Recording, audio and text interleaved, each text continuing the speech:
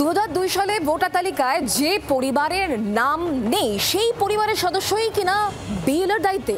আর এই গোটা ঘটনায় ইতিমধ্যেই নদিয়ার কৃষ্ণগঞ্জে কিন্তু শোরগোল পড়ে গিয়েছে, শুরু হয়েছে রাজনৈতিক আকচাকচিও। এসআইআর নিয়ে রাজ্য জুড়ে যখন হইচই কাণ্ড, ঠিক তখনই নদিয়ার কৃষ্ণগঞ্জে ঘটল চাঞ্চল্যকর ঘটনা। অভিযোগ উঠছে 2002 সালের ভোটার তালিকায় যার নাম নেই তিনিই কিনা সামলাচ্ছেন ভোটার তালিকা সংশোধনের কাজ। নদিয়ার কৃষ্ণগঞ্জের দুর্গাপুরের 75 নম্বর বুথের বিএলও মিলন রায়, তিনি ওই গ্রামেরই দুর্গাপুর প্রাথমিক বিদ্যালয়ের শিক্ষক। তার নামই নেই 2002 এর ভোটার তালিকায়, অথচ তিনি নাকি 15 বছর ধরে ওই বুথের বিএলওর দায়িত্ব সামলাচ্ছেন। 2002 এ আমাদের নেই তো পরিবারের নাম। মানে আপনি বিএলও হওয়া সত্ত্বেও আপনার পরিবারের নামগুলোকে বাদ রেখেছেন? হ্যাঁ, অবশ্যই বাদ রেখেছি। কারণটা কি? ওই রকমই নির্দেশ দিয়েছে যে শুধুমাত্র যাকে খুঁজে পাওয়া যাবে 2002-তে তাকে লিঙ্ক করাতে হবে, আর যদি মা বাবা ছাড়া আদার্স কাউকে লিঙ্কে দেখানো যাবে না। সেই হিসেবে আমি পাইনি, আমার পরিবার ফাঁকাই আছে।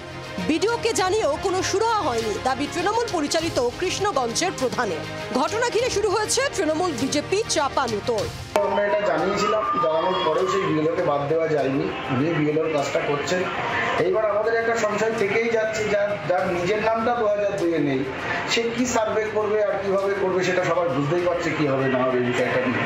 যে শাসক দল ঘনিষ্ঠ লোক হওয়া সে বিএলও হিসেবে যদি কাজ করে কতটা নিরপেক্ষ কাজ করবে আর কোন দলের হয়ে কাজ করবে? প্রশ্ন উঠছে 2002 সালে যার নিজেরই নাম নেই ভোটার তালিকায় তাকে দিয়ে ভোটার তালিকা সংশোধন করানো কি ঠিক হবে? 2002 সালে পরে যারা এসছে তারা যদি এই কাজ করে সেটা কি সঠিক হবে? না, সেটা সঠিক হবে না। তারা অনুপ্রবেশকারী, তারাও তো, তাদেরকে যদি নিয়োগ করা হয় অনুপ্রবেশ ঠেকাবে কি করে? আমরা চাই অনুপ্রবেশ বন্ধ হোক, সঠিকভাবে কাজ হোক। 2002 এর ভোটার তালিকায় নাম না থাকা সত্ত্বেও কিভাবে বিএলও হয়ে গেলেন মিলন রায়? কিভাবেই বা 15 বছর ধরে সামলাচ্ছেন দায়িত্ব? প্রশ্ন উঠছে, মিলন রায় কি একাই, নাকি আরো মিলন রায়ের মতো বিএলওদের নিয়েই চলবে এসআইআর এর কাজ? নদিয়া থেকে অনুপ দাসের রিপোর্ট, জি 24 ঘন্টা।